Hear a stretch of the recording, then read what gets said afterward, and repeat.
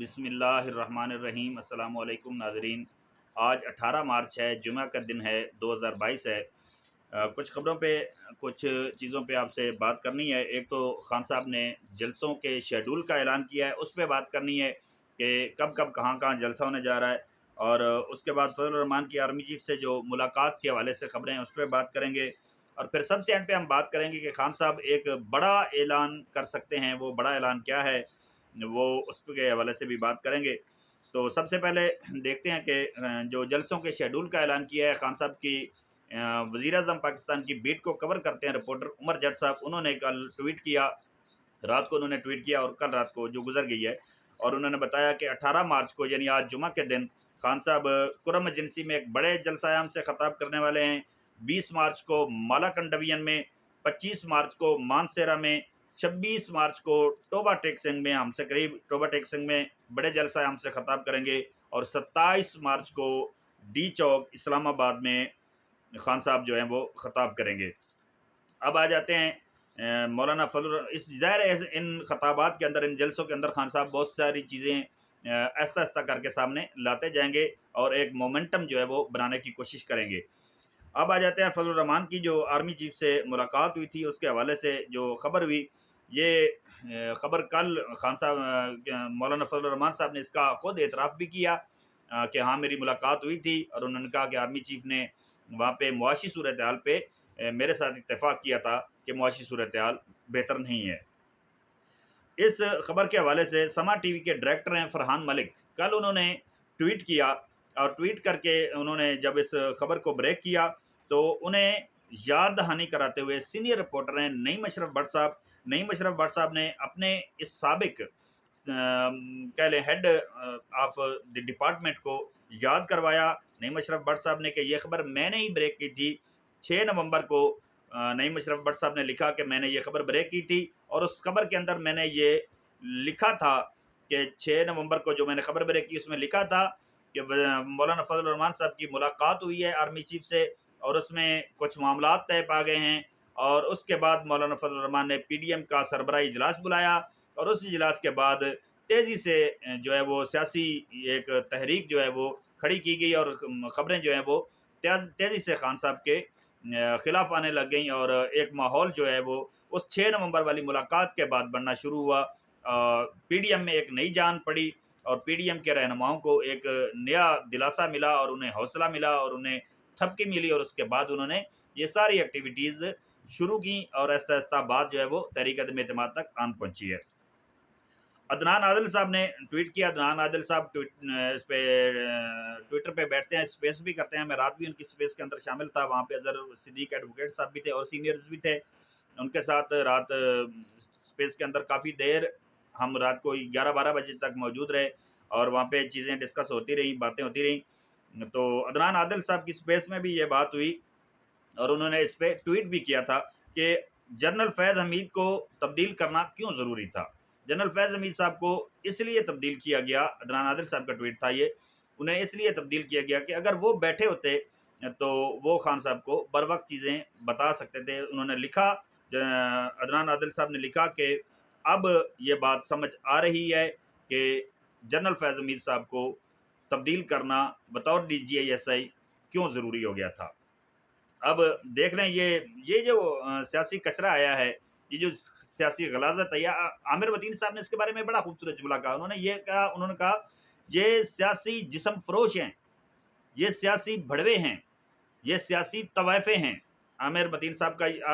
کے یہ لفظ تھے، سیاسی جسم فروش، سیاسی طوائفیں، اور سیاسی بھڑوے ان کو میں کہہ رہا ہوں، ظاہر ہے کہ ہیں۔ رات ڈاکٹر شہباز گل صاحب نے بھی کہا کامران خان کے پروگرام میں، ڈاکٹر رمیش کمار صاحب کو کہا، ڈاکٹر رمیش کمار صاحب اب حد ہو گئی ہے، آپ اندازہ لگائیں نا، ڈاکٹر رمیش کمار صاحب کہہ رہے ہیں کہ خان صاحب استعفیٰ دیں۔ بھائی خان صاحب سے استعفیٰ دینے کے مطالبے سے پہلے تم خود تو مستعفی ہو جاؤ، تم تو وہ آدمی ہو جس کو صرف 34 ووٹ پڑے تھے، حلقہ میں الیکشن لڑا ڈائریکٹ، صرف 34 ووٹ پڑے، اور خان صاحب ان کو ایک مخصوص سیٹ کے اوپر جو اس کے لیے منارٹیز کے لیے رکھی جاتی ہیں، مخصوص سیٹیں جو ہوتی ہیں، اس پہ خان صاحب ان کو لے کے آئے۔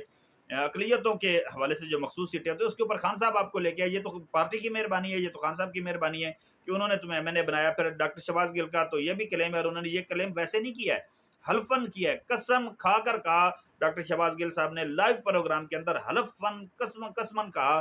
کہ یہ بندہ میرے پاس آیا تھا، یہ ادویات کا پرمٹ چاہتا تھا اور 5 بار آیا اور ہم نے اسے 5 بار انکار کیا ہے، تو اب یہ مطلب بھیک میں دی ہوئی سیٹ کے اوپر بیٹھ کے اس کے ساتھ چمٹا ہوا بھی ہے اور کہہ رہا ہے کہ خان صاحب مستعفی ہو جائیں۔ بھائی خان صاحب کے سامنے تو ابھی تک قانونی آپشن موجود ہیں، انہوں نے تو ابھی اس کا سامنا کرنا ہے، وہ اگر سامنا کرنا چاہتے ہیں یہ ان کا رائٹ ہے، لیکن تمہارا تو کوئی رائٹ ہی نہیں رہ گیا ہے۔ اب سیاسی جسم فروش، سیاسی طوائف، تمہارا تو کوئی حق ہی نہیں رہ گیا، تم تو کم از کم مستعفی ہو کے آ جاؤ۔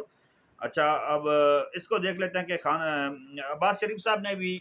کل ایک خبر بریک کی اور انہوں نے بتایا کہ خان صاحب کے پاس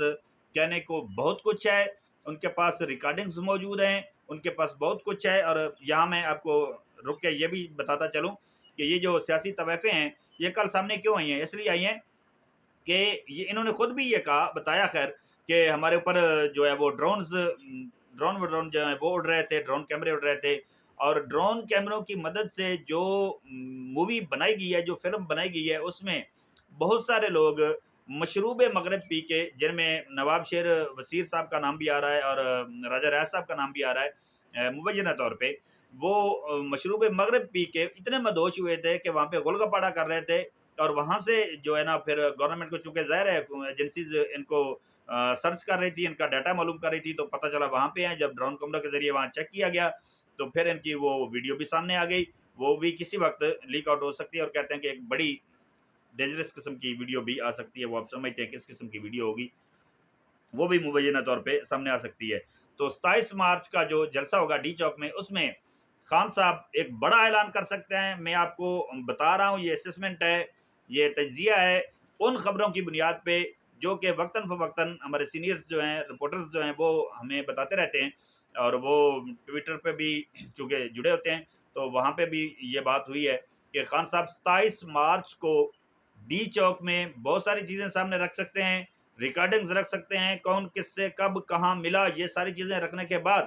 خان صاحب ایک بڑے ادارے کے بڑے سربراہ کو تبدیل کرنے کے حوالے سے بڑا اعلان کر سکتے ہیں۔ اور اگر یہ اعلان ہو گیا تو پھر صدیق جان صاحب کا وہ تجزیہ جو وہ کہا کرتے تھے کہ 2023 کے انتخابات نہیں ہونے جا رہے، پھر وہ سچا ثابت ہو جائے گا۔ اور میرا خیال یہ ہے، پھر میرا مطلب